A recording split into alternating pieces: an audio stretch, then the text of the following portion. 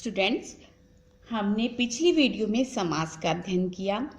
आज हम समास का एक भेद और जानेंगे, वो है कर्मधारय समास। ठीक, इस समास में उत्तरपद प्रधान होता है। ठीक है, हमने पहले समास में जब इस आरंभ में पढ़ा था तो हमने जाना था दो या दो से अधिक शब्दों के, है ना, लेकिन दो तो होने ही अनिवार्य हैं समास समस्त पद में।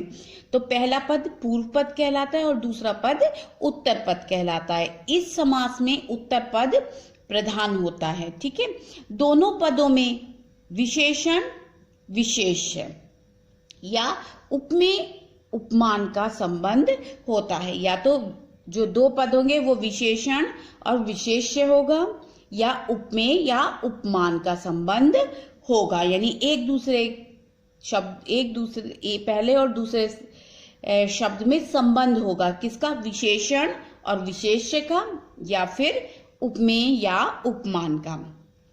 अब आप आगे बहुत ध्यानपूर्वक सुनिए।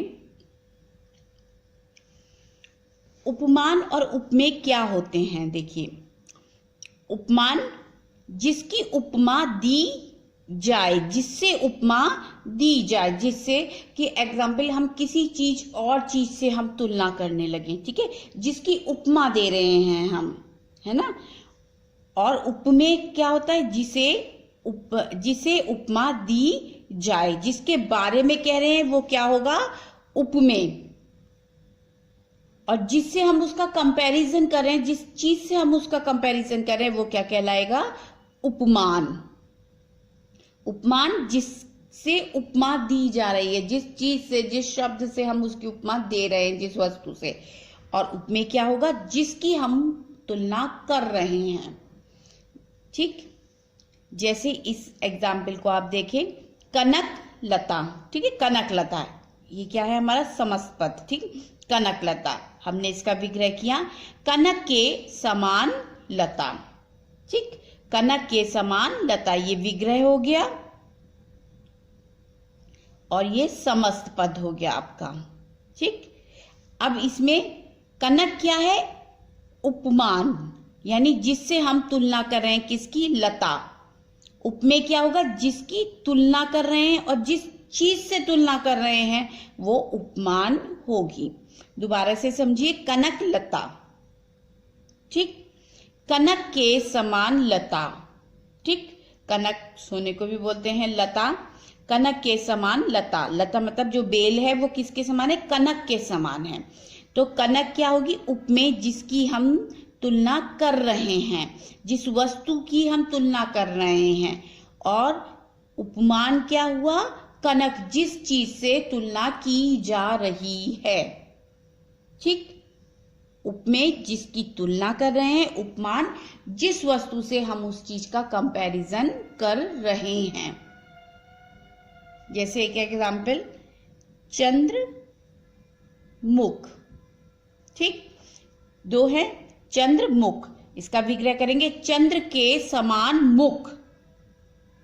इसमें जब उपमेय और उपमान का कंपैरिजन होगा, चंद्र के समान मुख, कि मुख कैसा है? चंद्र के समान, यानी चंद्रमा के समान, है ना।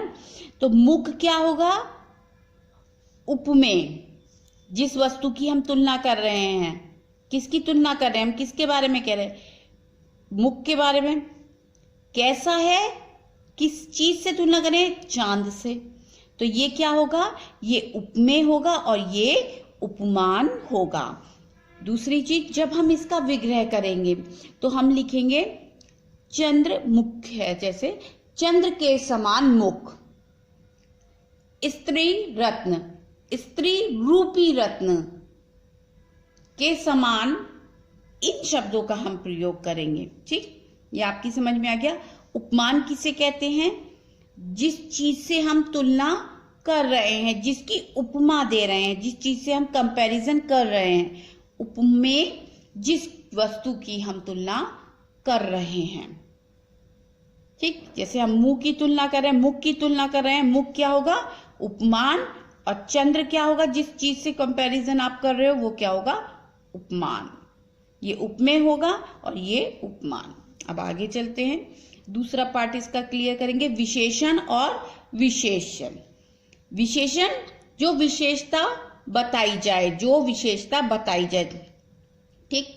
विशेष्य जिसकी विशेषता बताई जाए। दोनों एक आपको एक से ही लगेंगे सुनने में। आप एग्जाम्पल को बहुत ध्यान से देखिए। पीतांबर, ठीक, ये हमारा समास पद है पीतांबर। पीला है जो अंबर, वस्त्र भी आ सकता है यहां पर। पीला है जो अंबर, अंबर माने वस्त्र भी होता है और अंबर माने आकाश भी होता है, ठीक है। पीला है जो अंबर, तो अंबर क्या हुआ, विशेष्य हुआ। अंबर क्या हुआ, विशेष्य, जिसकी विशेषता बताई जाए। यानी जैसे लता था उपमेय, ऐसे ही जिसकी विशेषता बता रहे। क्या पीतांबर, पीता मतलब पीता का यहाँ पर अर्थ है पीला। अंबर माने आकाश बोलें या वस्त्र बोलें, इन दोनों में से एक शब्द आप चुन लें। अंबर वस्त्र को भी बोल सकते हैं और आसमान को भी बोल सकते हैं। अंबर के बारे में कहा जा रहा है, अंबर कैसा है, पीला। या वस्त्र पीले, पीला है जो वस्त्र। पीतांबर पीला है जो वस्त्र, तो वस्त्र या अंबर, पीला है जो अंबर। अंबर क्या होगा, जिसकी विशेषता बताई जा रही है, विशेष्य है ना। जिसकी विशेषता बताई जा रही है, किसकी बताई जा रही है, अंबर की विशेषता बताई जा रही है, तो ये क्या होगा, विशेष्य। और किस चीज जो विशेषता बताई जाए, किस चीज से मतलब क्या विशेषता है उसकी, वो है विशेषण। क्लियर। अब आगे हम इसके उदाहरण देखते हैं। बहुत ध्यान से आपको इसको देखना होगा, फिर बहुब्रीहि समास आपको इन दोनों की तुलना भी हम बताएंगे। विशेषण विशेष्य कर्मधारय कैसे होते हैं, देखिए इसके जब हम इसका विग्रह करते हैं तो उसमें कैसे आप उसका विग्रह करेंगे। जैसे नील कमल, नीला है जो कमल।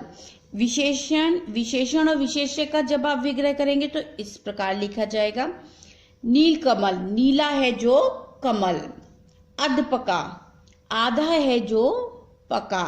दुरात्मा, बुरी है जो आत्मा। यदि बुरी रूपी आत्मा, यहाँ कुछ ऐसा नहीं लिखा है, यहाँ तुलना नहीं की गई है, यहाँ सिर्फ उसकी विशेषता बताई गई है, ठीक है। जहां तुलना करते हैं उसका ही कहेंगे कि उसका मुख चांद के समान है। तुम, जैसे कोई और एक साधारण सा वाक्य, तुम अमिताभ बच्चन जैसे लगते हो, ठीक है। ये वाक्य में मैंने तुलना बताई है ना, कि आप अमिताभ के समान लगते हो, आपकी हाइट अमिताभ के समान है ना, अमिताभ जैसी है, तो ये तुलना हुई, विशेषता नहीं। विशेषता ये होगी अमिताभ बहुत अच्छे अभिनेता हैं, एक्टर हैं, ठीक है। इन दोनों चीजों में आप अंतर स्पष्ट कीजिए कि विशेषता और तुलना में अंतर होता है, ठीक। आगे देखिए, नील गगन, नीला है जो गगन। यहाँ कोई तुलना नहीं की है कि उसकी गगन की विशेषता बताइए, गगन कैसा है, नीला। नील कमल, नीला है जो कमल।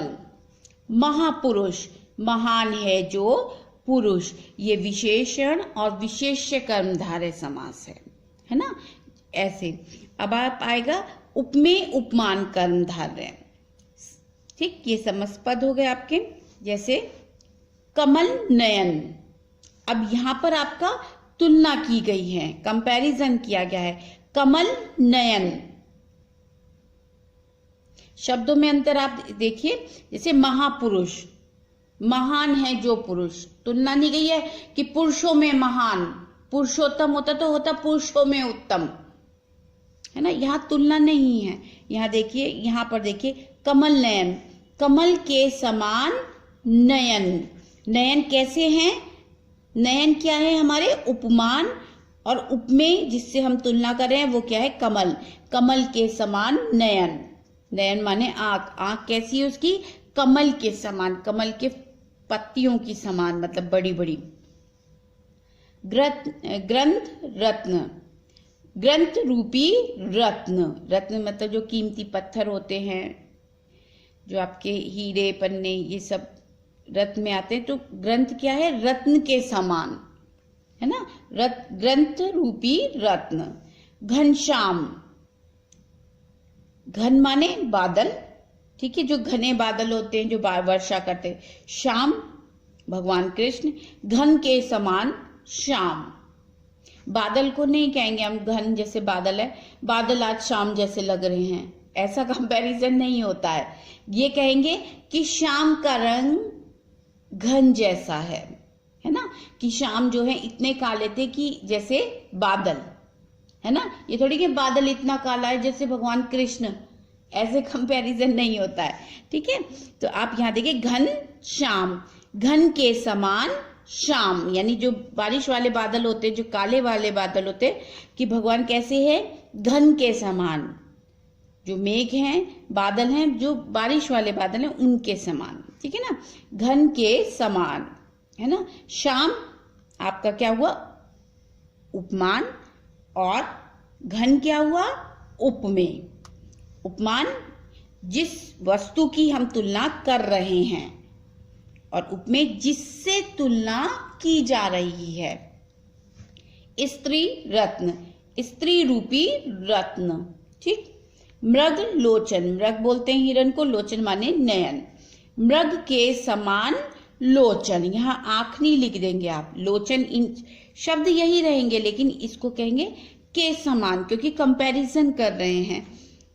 मृग के समान लोचन, उसके नयन कैसे हैं? जैसे मृग के नयन होते हैं, है ना। वो नहीं कि पूरा हिरण की तरह, मृग के समान, जैसे मृग के सुंदर नयन होते हैं हिरण के, ऐसे ही जो उसकी आंखें हैं वो कैसी हैं? मृग की आंखों के समान। मृग के समान लोचन। चंद्रमुख, चंद्र के समान मुख, ठीक। नर सिंह, सिंह रूपी नर, आपने सिंह रूपी नर, जो नर था, जो नर माने मतलब आदमी, सिंह माने शेर, शेर के समान मनुष्य, ठीक। सिंह रूपी नर।